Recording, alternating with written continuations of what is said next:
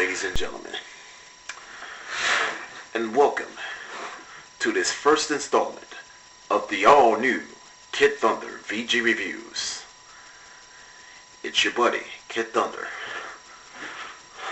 back again with a new review for you in the new year 2012. And I just want to say I'm glad that I'm back doing more reviews. I am totally back in action because you know why? I am all about kicking ass and making reviews. And now let's go ahead and see what this first episode of this all new KTVGR is going to be about. Stay tuned.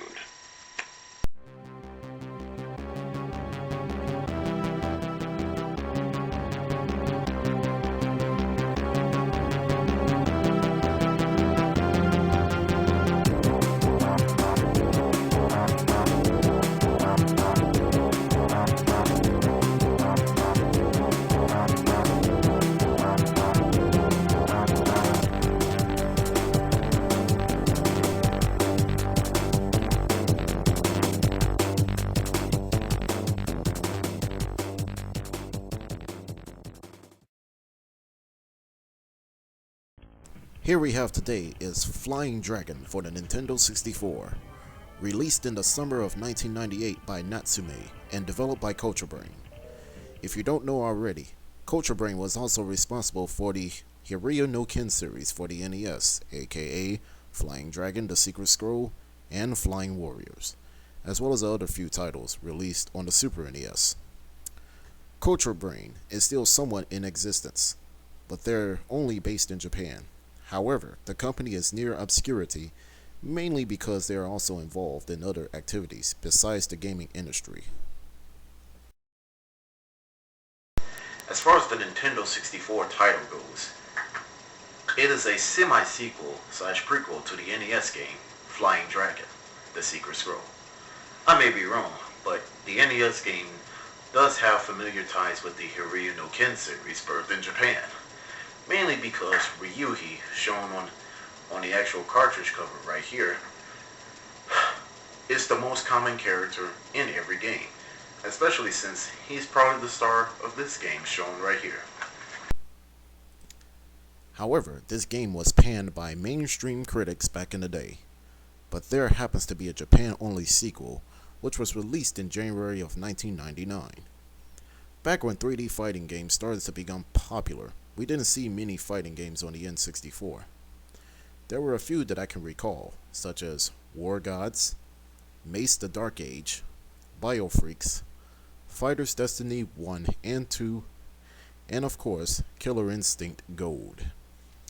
Fighting games on the N64 tend to be hit or miss, in my opinion.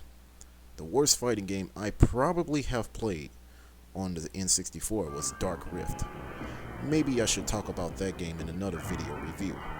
But let's cut to the chase and talk about Flying Dragon for the N64 and see if mainstream critics were right on their scores.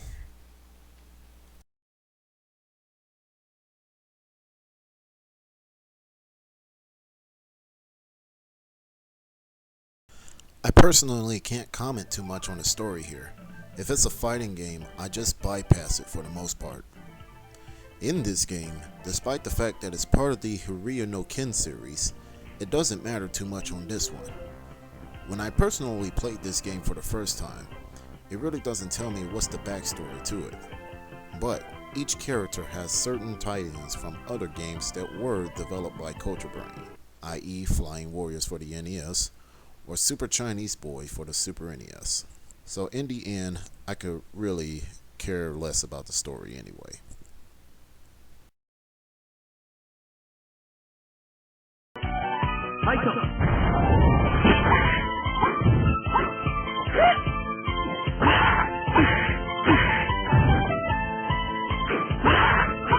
This game is part fighting and part RPG.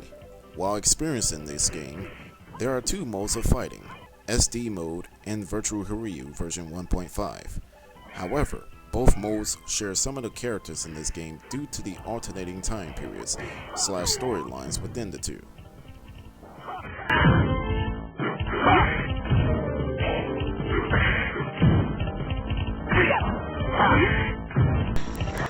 far as the controls go by in this game, if you're playing this game for the first time, my suggestion to you is to hold the controller like this, the home position style.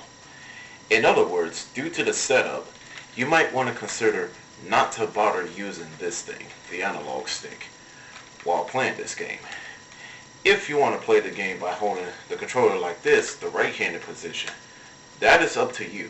However, fighting games on the N64 were made to help the players hold the controller this way anyway, the home position style. Why? Because in my opinion, I would say it's more convenient. In SD mode, you can build the strongest fighter by gaining treasure items. Treasure items can consist of things such as health and strength power-ups, such as the Dragon Jacket and the Turbo Drink, or whatever the hell you call it. In this mode of play, you can go into tournaments and make your way to the top 3 rankings, or maybe the highest if you can get there. Also in this mode, you can go to the shop so you can purchase these treasure items as well. This mode of the game is quite similar to fighting games such as Dragon Ball Z Budokai series, which Flying Dragon on N64 paved the way for it. Why? Mainly because Culture Brain, the developer behind this game, is well known for the innovative gameplay.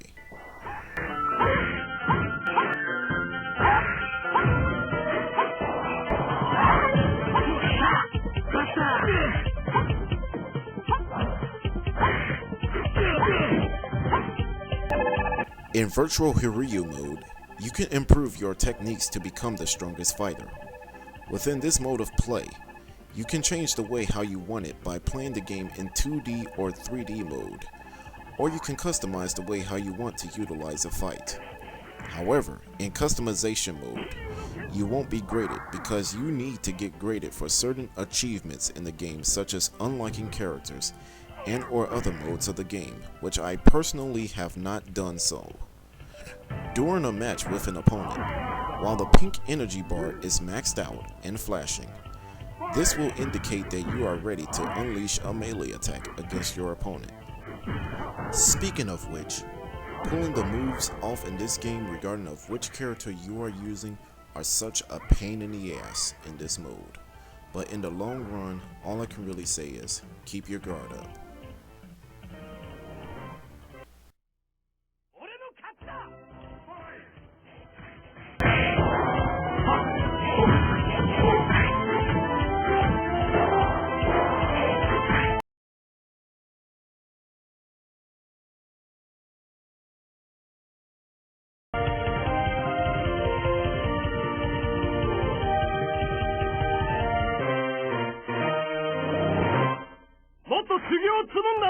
Even though the characters and stages may look blocky and a little jagged to some degree, and the textures may look bland by today's standards, the visuals are decent for the time being. Yeah, say what you want, but for 1998, it couldn't get any better than this. Though I've seen better graphics in some other N64 games I have played, but there's nothing too much I can really state about the design in this game anyway. Even the frame rate is good for this game, so that's all I have to say on it.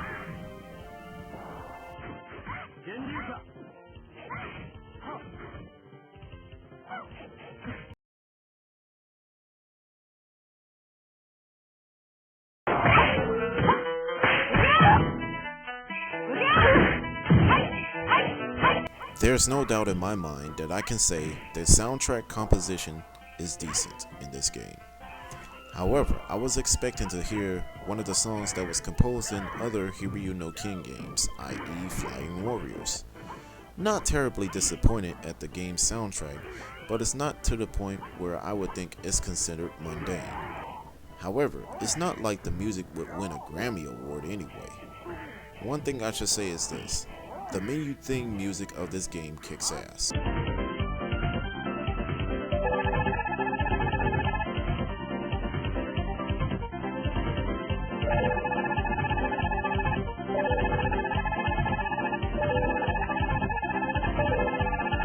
That song right there is pretty much the best song out of the original soundtrack of this game, in my opinion.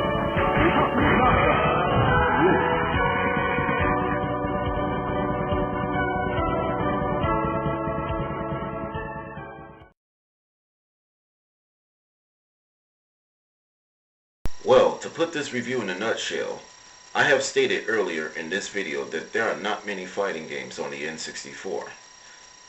Though I would state that this is one I should recommend adding to your video game collection. It's not bad, but it's not an amazing game by all means. However, this game would probably be considered the, quote, underdog of fighting games, just like how Culture Brain was considered the underdog developers of the video game industry anyway. Besides, two versions of a fighting game in one whole game pack seems to be pretty cool for the time anyways. It may not be well polished, but it's nowhere to the point where the game is a complete dud. In other words, if this game was given about 2 to 3 months to cook, then it would have been a bona fide fighting game anyway. As of now, this is kidThunder signing off. Take care, ladies and gentlemen.